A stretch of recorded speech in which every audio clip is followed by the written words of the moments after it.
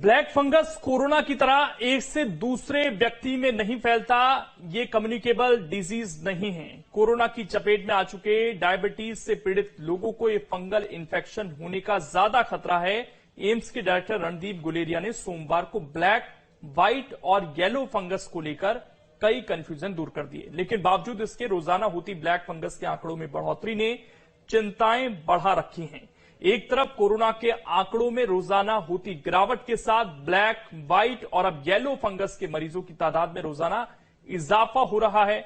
ऐसे में कैसे कर सकते हैं इस नई बीमारी से अपना बचाव और क्या है इससे बचाव के तरीके और शरीर पर क्या है इसका असर, जानने के लिए खास मेहमानों के साथ विस्तार से करेंगे चर्चा। हमारे साथ 3 खास डॉक्टर इस वक्त जुड़ गए हैं, उनका परिचय मैं आपसे करा देता हूं, उसके बाद सवाल जवाब का सिलसिला शुरू करते हैं। हम डॉक्टर सुदीप पाठक जी हमारे साथ जुड़ गए हैं, इसके अलावा डॉक्टर राहुल अग्रवाल हमारे साथ जुड़ गए हैं, डॉक्टर सोनाली अग्रवाल भी हमारे साथ जुड़ गई हैं। आप तीनों का बहुत बहुत स्वागत है और आज उम्मीद यह है कि आप तीनों ये जो कंफ्यूजन है, डर है और जो जागरूकता की कमी है इस बीमारी को लेकर इसे दूर करने की कोशिश सर हम इस डिबेट के बाद करेंगे, एक सार्थक बहस हो यहाँ पर।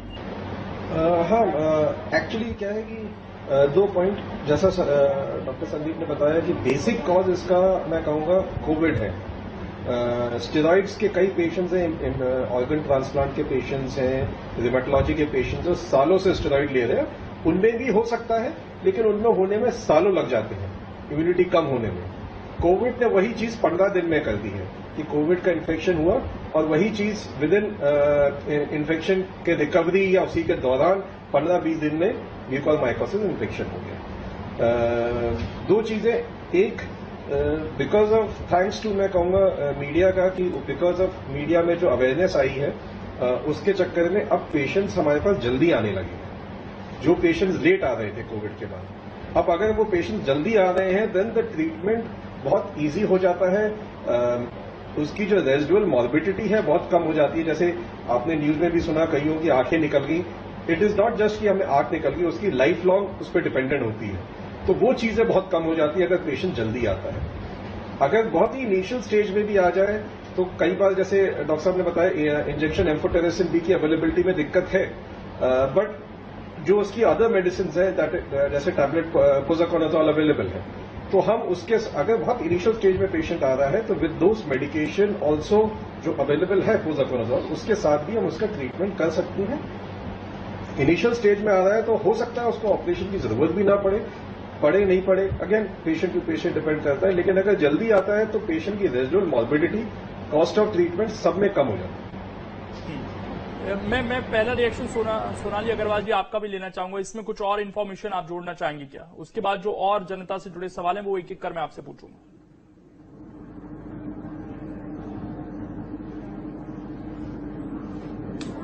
मैं अपने दोनों मित्रों से सहमत हूं।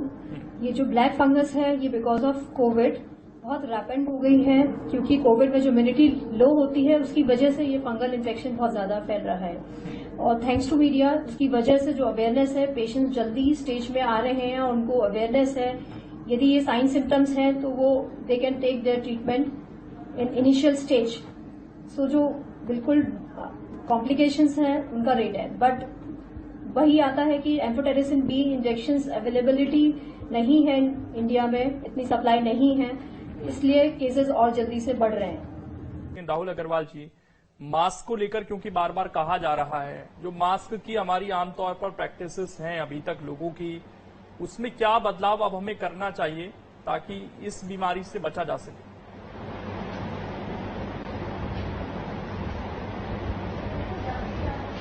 देखिए, मास्क डिस्पोजेबल ही यूज होना चाहिए एंड एक पेशेंट का मास्क यूज होकर उसको थ्रो ऑफ होना चाहिए। बायोमेडिकल में जैसे गवर्नमेंट गाइडलाइन है उसको डिस्पोज ऑफ करना चाहिए, उसका रीयूज नहीं होना चाहिए, वो है। बट अगेन मैं कहूंगा कि mask is not the only one. देखिए, ये फंगस आप समझिए ये एनवायरमेंट में है, आपके घर में है ये फंगस, आपके बेड में खराब के जो गद्दे होते हैं उसमें हो सकता है, आपके गार्डन में हो सकता है, हर जगह है।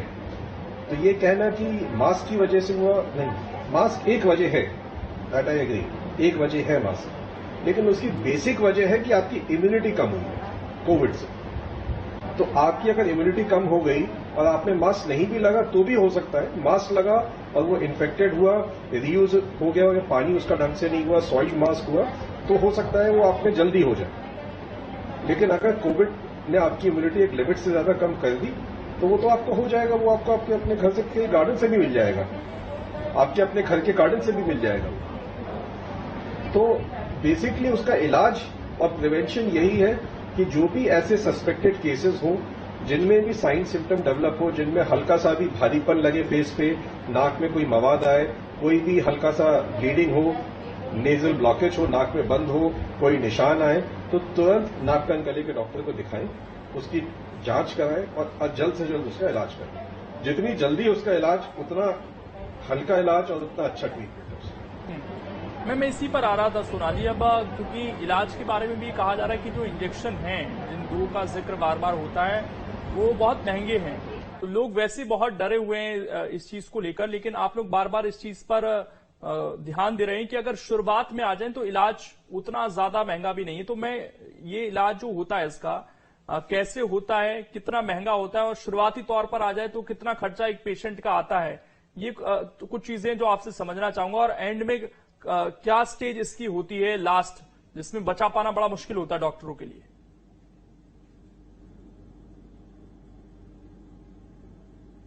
बिल्कुल, सबसे पहले मैं एक कमेंट करना चाहूंगी कि treatment prevention is better than treatment. तो आप बिल्कुल प्रिकॉशंस रखें, मास्क डेली चेंज करें, उसमें ह्यूमिडिटी नहीं होना चाहिए, मॉइस्चर नहीं होना चाहिए। यदि मॉइस्चर होता है तो फंगल इन्फेक्शन बहुत जल्दी रैपिडली ग्रो करता है। एक सेल्फ मेडिकेशन पेशेंट स्टार्ट ना करे। कई बार न्यूज पे एंड व्हाट्सएप पे सब देख के स्टेरॉइड्स पेशेंट खुद से लेना शुरू कर देते हैं without controlling their sugar and all. तो मैं ये कहना चाहूंगी सेल्फ मेडिकेशन बिल्कुल ना करें। रेगुलर जो पेशेंट स्टेरॉइड्स पे हैं उन्हें प्रॉपर रेगुलर शुगर चेकअप करना चाहिए, रेगुलर हाइजीन का ध्यान रखना चाहिए, सैनिटाइजेशन, मास्क एंड मॉइस्चर, इसका स्पेशली ध्यान रखना चाहिए। क्योंकि ये एक बार हो गया और इनिशियल स्टेज पे डायग्नोज नहीं हुआ, जैसा कि इसके लक्षण है स्वेलिंग आना, दर्द होना, नेजल ब्लॉकेज या पेन होना, ऐसा कोई सिम्टम होता है तो जस्ट प्लीज आप अपने ईएनटी सर्जन से मिलें और प्रॉपर उसका चेकअप कराएं। बहुत इनिशियल स्टेज पे यदि ये पता चल सकता है कि ये म्यूकर है, then you can take medicine. Injection amphotericin is also there, but उसकी बहुत ज्यादा कमी है इंडिया में, तो आप फोसाकोनाजोल टैबलेट से आप इसका ट्रीटमेंट इनिशियली आप लें तो आप रिकवर हो सकते हैं। साथ में यदि आपको ये जो म्यूकोर है ये ब्लड वेसल्स में ग्रो करता है तथा उसको ब्लॉक कर देता है, जिससे कि ब्लैक फंगस क्यों बोलते हैं, क्योंकि ये नेक्रोसिस टिश्यू को गला देता है और वहां नेक्रोसिस डेवलप करता है और ये बहुत रैपिडली ब्लड में फैलता है। इसीलिए इसकी डेथ रेट्स बहुत सीवियर, बिकॉज इंजेक्शन अवेलेबल नहीं हो पा रहे हैं और बहुत तेजी से फैलता है। एक ऑप्शन होता है कि इसका डिब्राइडमेंट करें, ये डॉक्टर राहुल ज्यादा बेटर समझा पाएंगे because he is ENT surgeon. इसका डिब्राइडमेंट होता है, वो कर दें आप, उसके बाद फिर आप एम्फोटेरिसिन बी इंजेक्शन दें जिसकी डोज बहुत हाई होती है, लेकिन ये बहुत इनिशियल स्टेज में पता चल जाए तो उसकी प्रोग्नोसिस बहुत अच्छी होती है। अदरवाइज स्प्रेड हो गया तो नेजल कैविटी से आई में जा सकता है, ब्रेन में जा सकता है, पेशेंट की कंडीशन, देन पेशेंट बहुत ही मॉर्बिड हो जाता है और मोर्टेलिटी बहुत हाई हो जाती है इस म्यूकोर से। ठीक है राहुल जी, इस पर कुछ कहना चाहेंगे आप? जो मैंने सवाल पूछा कि अगर इनिशियल स्टेज में मरीज आपके पास आ रहा है तो क्या केवल कुछ दवाइयों से काम चल जाता है? बहुत ज्यादा खर्चे की बात नहीं, क्योंकि लोग डरे भी हुए हैं कि 6,000-7,000 का इंजेक्शन हम कैसे खरीदेंगे।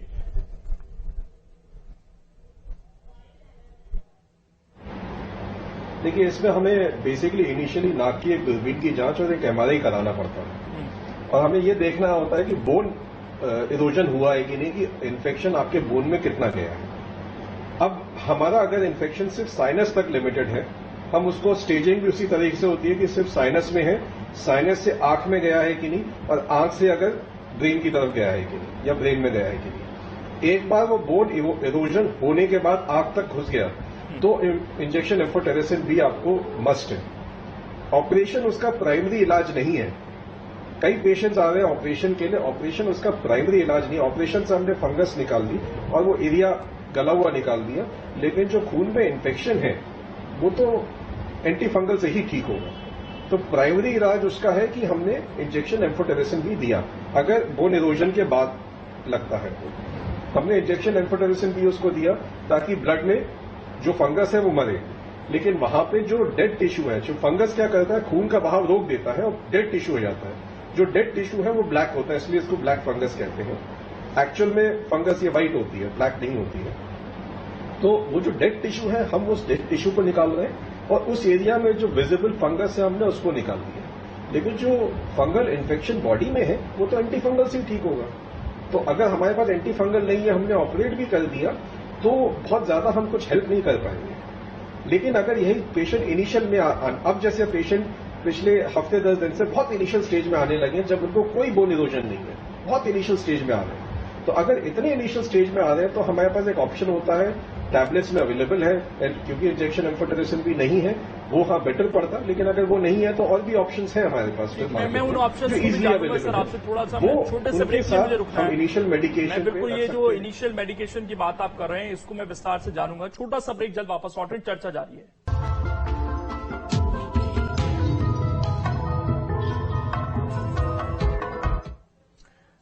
तो चर्चा हमारी लगातार जारी है। तीनों खास मेहमान हमारे साथ जुड़े हुए हैं। डॉक्टर ठीक राहुल अग्रवाल जी, क्योंकि कोरोना से वैसे ही बहुत लोग दहशत में हैं, तो जो स्वस्थ हैं लोग, आधे लोग तो क्योंकि डिप्रेशन में आ जाते हैं, बीमारी उन्हें मारे ना मारे लेकिन डिप्रेशन जरूर उन्हें बीमार करने लगता है, उनका इम्यून सिस्टम कमजोर होने लगता है।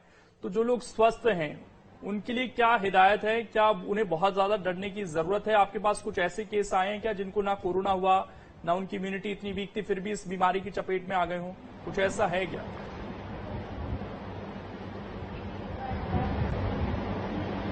नहीं, ऐसे कोई नहीं है पेशेंट की जिनको कोरोना नहीं हुआ और वो इस बीमारी के चपेट में आ गए। मेरे एक्सपीरियंस में तो नहीं है और मेरे हिसाब से किसी और के एक्सपीरियंस में भी नहीं होंगे। देखिए, जैसा अभी आप डिस्कस कर रहे थे, डॉक्टर साहब ने भी बोला, हमारे कई पेशेंट्स आते हैं जो सीजन चेंज पे एलर्जी बोल के आते हैं कि हमें एलर्जी है।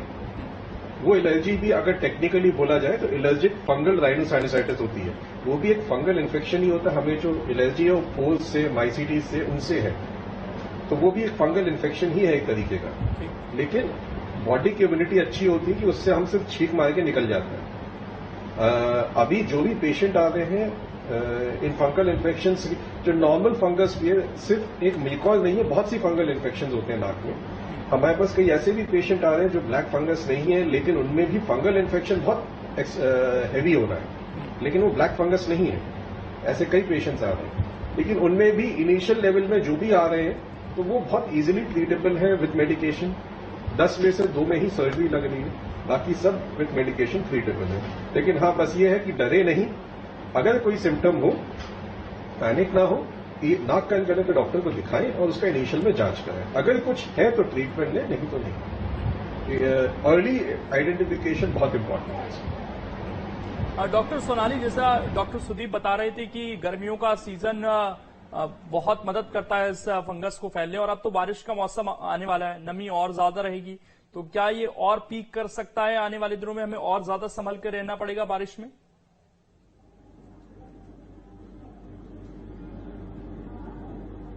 ये बिल्कुल सही है, बिकॉज मैंने जैसा पहले आपको बताया, ये जो फंगल इन्फेक्शन है मॉइस्चर या नमी में ज्यादा रहता है, तो आपको बहुत एहतियात बरतने की जरूरत है। जैसा कि हमारे सुनने में आया है 30 तारीख के बाद लॉकडाउन खुलने वाला है, तो लोग की अवेयरनेस, लोगों को अवेयर करना बहुत जरूरी है कि कोरोना खत्म नहीं हुआ है। सारे अपने जो सैनिटाइजेशन है, सोशल डिस्टेंसिंग है, mask, reusable mask daily change करें।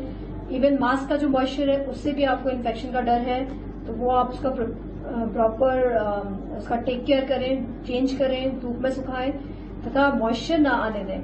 ये बहुत इंपॉर्टेंट है और इससे डरे नहीं। इसके जो इनिशियल साइन सिम्टम्स हैं उसको समझें और प्रॉपर डॉक्टर के पास जाकर इसका एक बार ट्रीटमेंट लें और इसका चेकअप कराएं, वाकई में आपको फंगल इन्फेक्शन है कि नहीं। जैसे डॉक्टर राहुल अग्रवाल ने जोर दिया है कि ऐसा नहीं है, ये लाइलाज है। बहुत इनिशियल स्टेज में आते हो तो आप पूरी तरह से इसको कंट्रोल कर सकते हो, इसमें ऐसा जान का खतरा नहीं है इनिशियल स्टेज में डायग्नोज होने के लिए। सो आप बहुत एहतियात बरतें, इवन लॉकडाउन है या नहीं है, आपको बहुत सावधान रहना है। और ऐसा सुनने में भी आया है कि 3rd वेव आने वाली है, किसी को नहीं पता कैसी रहेगी, इससे ज्यादा गंभीर भी हो सकती है, इससे माइल्ड भी हो सकती है, लेकिन आप प्रिकॉशन रखेंगे तो डेफिनेटली इस पर जीत पाएंगे और अपना मनोबल बढ़ा के रखें। ये मैं कहना चाहूंगी कि फेक न्यूज या नेगेटिव थॉट्स ना लाएं अपने दिमाग में और पॉजिटिविटी बना के रखें और प्रॉपर ट्रीटमेंट लें। डॉक्टर राहुल अग्रवाल, एक चीज मैं और आपसे इसमें जानना चाहूंगा कि जो लोग कोविड से अब ठीक होकर आए हैं वो किस तरीके से अपना डाइट का ख्याल रखें, क्या इसमें डाइट इंपॉर्टेंट हो जाती है? दूसरा ये कि डॉक्टर गुलेरिया ने, जो एम्स के निदेशक भी है, उन्होंने कहा कि एक दूसरे से फैलता नहीं है, तो अगर बाई चांस किसी को हो जाता है ये म्यूकस तो उसे दूसरे से क्या अपने आप को बहुत दूर रखना है? कैसे फिर उसको, हमें कोविड का प्रोटोकॉल तो पता है सर, कैसे रहना है, आइसोलेट कर रहना है, मास्क लगाकर रहना है, सोशल डिस्टेंसिंग रखनी है। इस बीमारी का भी कुछ ऐसा प्रोटोकॉल है जिसका पालन लोगों को करना चाहिए एक बार वो इसकी चपेट में आ गए हैं तब?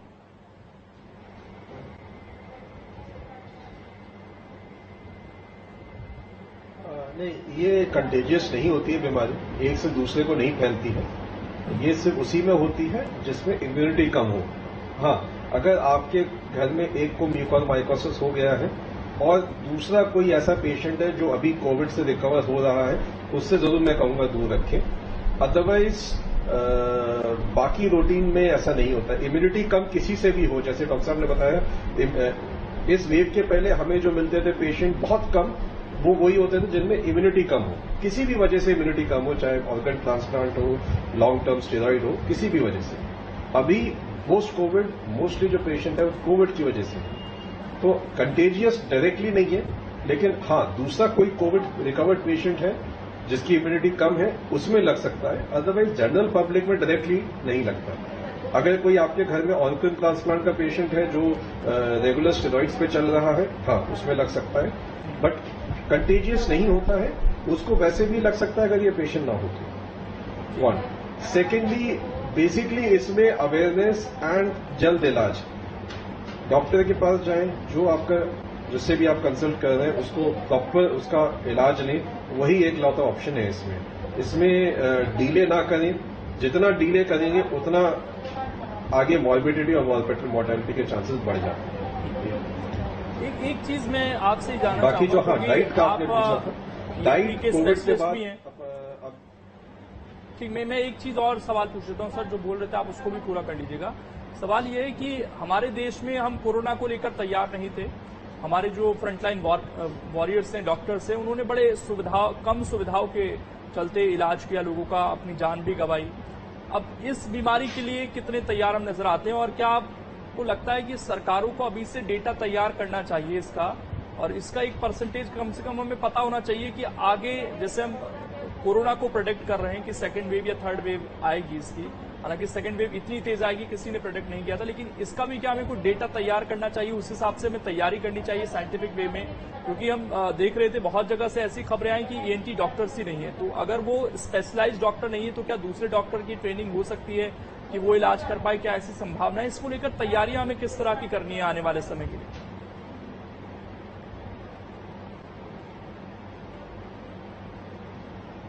देखिए, इसमें एक तो मल्टी स्पेशलिटी टीम लगती है इसके इलाज में। ENT डॉक्टर का जो बेसिक डायग्नोसिस है वो ENT सर्जन कर रहा है, लेकिन आपको इसमें नेफ्रोलॉजिस्ट, क्योंकि जो एम्फोटेरेसिन भी इंजेक्शन वगैरह है किडनी डैमेज करते हैं, तो उसमें फिजिशियन या नेफ्रोलॉजिस्ट होना जरूरी है साथ में। एंड जो ऑपरेटिव होता है वो ENT सर्जन का पार्ट रहता है इनिशियल में, अगर जब तक नाक में या आंख तक इन्वॉल्व है।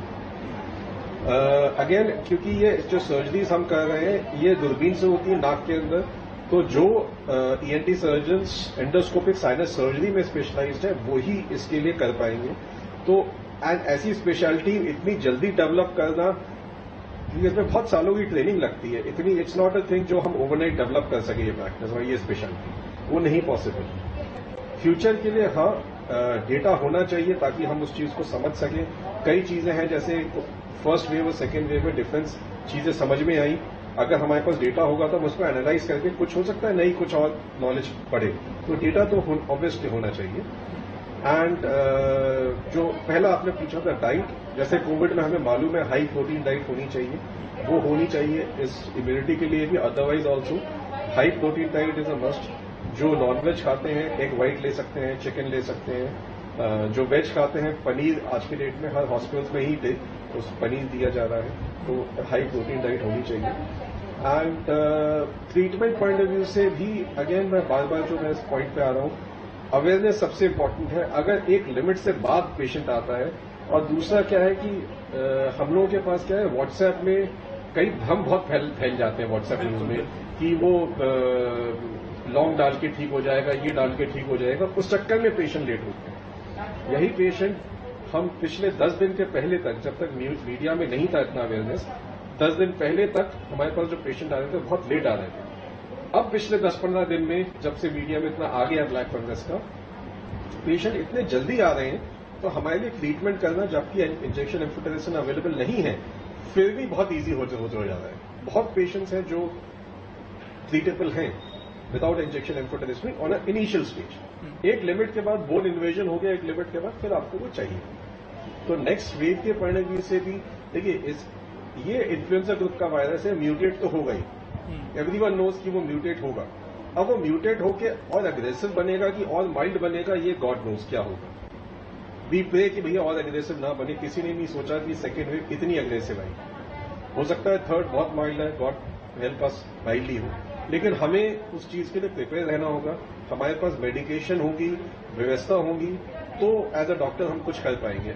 डॉक्टर अकेले हाथ हिला के नहीं कर सकता, कुछ हमें दवाइयां चाहिए, हमें सिस्टम चाहिए, हमें इंफ्रास्ट्रक्चर चाहिए, तो ही ये हो पाएगा। तो उस पॉइंट ऑफ व्यू से सरकार ने बहुत जगह बहुत चीजें कम समय में करवाई हैं, रीच हुई हैं चीजें इस बात की।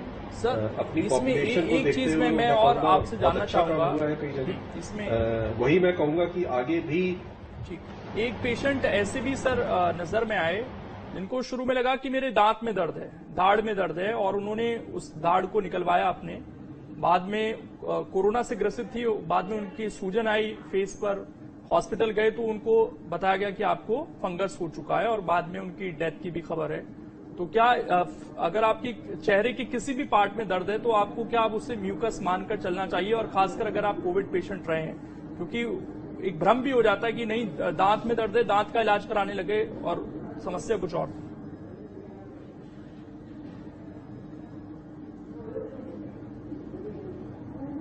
सही है। इनफैक्ट आज की डेट में हमारे पास कुछ पेशेंट्स ऐसे भी आ रहे हैं, दांत का दर्द है तो डेंटिस्ट पहले उनको रेफर कर रहे हैं कि पहले आप देख लो म्यूकॉल तो नहीं है। पोस्ट कोविड, अगर कोविड के बाद आप निकले हैं, अगले महीने 1.5 महीने के अंदर आपको फेस पे सूजन, नाक बंद, दांत में दर्द, लिप्स में नमनेस आए, सूजन आए, आपका महसूस होना कम हो, कहीं पे भी रेडनेस और सूजन आ रही है, पेन हो रहा है, भारीपन हो रहा है, सबसे पहले आप ब्लैक फंगस का देखें, उसको रूल आउट कर दें कि हाँ वो नहीं है। फिर हम किसी ऑपरेटर पे जाएं। अगर आप डेंटल ट्रीटमेंट, क्योंकि अगर आपने जैसे आपने बताया, हमने कोई भी ऑपरेटिव काम किया बिना एंटी फंगल के, तो वो मरीज के लिए बहुत हानिकारक हो जाएगा। ये कई न्यूज आ चुके हैं कि जिसमें ऑपरेशन हुए हैं और वो डेथ हुई है बिकॉज एंटी फंगल नहीं। अगर मेकॉर है, इनिशियल स्टेज में है, टैबलेट्स अवेलेबल है, एक्सटेंसिव स्टेज में इंजेक्शन एम्फोटेरेसिन भी लगता है। With the cover of anti fungal आपको ऑपरेट करना होता है, तो डायग्नोस करना बहुत जरूरी है उसको। बिल्कुल। डॉक्टर सोनाली अग्रवाल, क्योंकि डेटा की हम बात कर रहे थे, अगर हमारे पास डेटा होगा तो शायद हम ये भी बेहतर पता लगा पाएंगे कि कौन से वो मरीज हैं कोविड के जिनको ज्यादा समस्या आई है। क्या सभी डायबिटिक को आ रही है या कुछ स्टेरॉइड्स का इसमें असर आ रहा है? तो डेटा का होना शायद बहुत जरूरी है। कई सरकारों ने इसको ये तो घोषित कर दिया है कि ये महामारी है, लेकिन अभी भी ठीक तरीके से डेटा सरकार नहीं दे पा रही कि कितने मरीज हैं, कितने लोगों की मौत हुई है, कितने इंजेक्शन है। इसका बड़ा अभाव है इस वक्त। मध्य प्रदेश, छत्तीसगढ़ की हम खासकर बात कर लें तो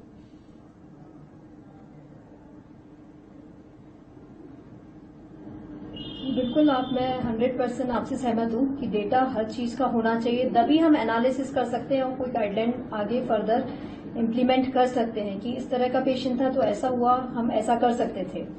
ये तो बहुत इम्पोर्टेंट है। सबसे इम्पोर्टेंट मैं आपसे कहना चाहूंगी कि जो वायरस है बहुत जल्दी म्यूटेट करता है, तो जितना जल्दी वैक्सीनेशन होगा, जैसे आप कहते हैं, क्योंकि वैक्सीनेशन होते होते होते होते बहुत टाइम लग चुका है, तो ये वायरस जो है म्यूटेंट होते जा रहा है और ये बहुत ही और ज्यादा घातक आप कह सकते हो और विरुलेंट होते जा रहा है। इसलिए ये और समस्या सेकेंड वेव, थर्ड वेव की आ रही है।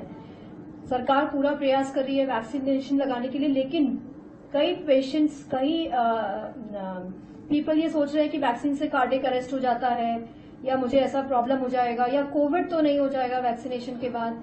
तो ये सब हमें उनके दिमाग से ये सब धारणाएं जो है, गलत धारणाएं, वो निकाल के बहुत ज्यादा हमें उनको रिक्वेस्ट करना पड़ेगा जल्द से जल्द वैक्सीनेट कराएं उनको। और इससे नुकसान नहीं है, इससे ये जो अपना जो ये जागरूकता भी बहुत जरूरी है।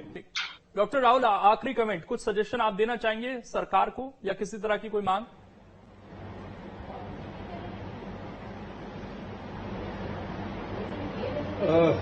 दो तीन चीजें। एक, अवेयरनेस प्रोग्राम्स चाहे मीडिया से हो चाहे प्रिंट मीडिया से हो, अवेयरनेस बहुत जरूरी है। एंड सेकेंडली, जो भ्रम फैला रहे हैं लोग, उन पर थोड़ा स्ट्रिक्ट हो सरकार, जिसकी वजह से कई बार पेशेंट्स लेट आते हैं, कई बार जैसे डॉक्टर सुनानी बोला वैक्सीन लेने में डिले हो रहा है। जो भ्रम फैला रहे हैं और पेशेंट्स को भड़का रहे हैं, मरीजों को, और उनकी वजह से डिले हो रहे हैं, उन पे थोड़ा एक स्ट्रिक्ट एक्शन हो। तीसरा, जो अब चीजें बहुत फास्ट हो चुकी है, जैसे डॉक्टर साहब ने बोला, इंजेक्शन एम्फोटेरेसिन भी हमारे पास अवेलेबल हो, कुछ जल्दी से इलाज के लिए पहुंचे अगर जरा सा भी कोई सिम्टम दिखता है, बहुत जरूरी। सर, समय कम है इसलिए मैं माफी के साथ आपको रोक रहा हूं। बहुत डिटेल में आप तीनों ने जानकारी दी, बहुत बहुत शुक्रिया आप सभी का जुड़ने के लिए। उम्मीद है कि लोगों के बहुत सारे भ्रम, डर जरूर कम हुए होंगे इस डिबेट के बाद।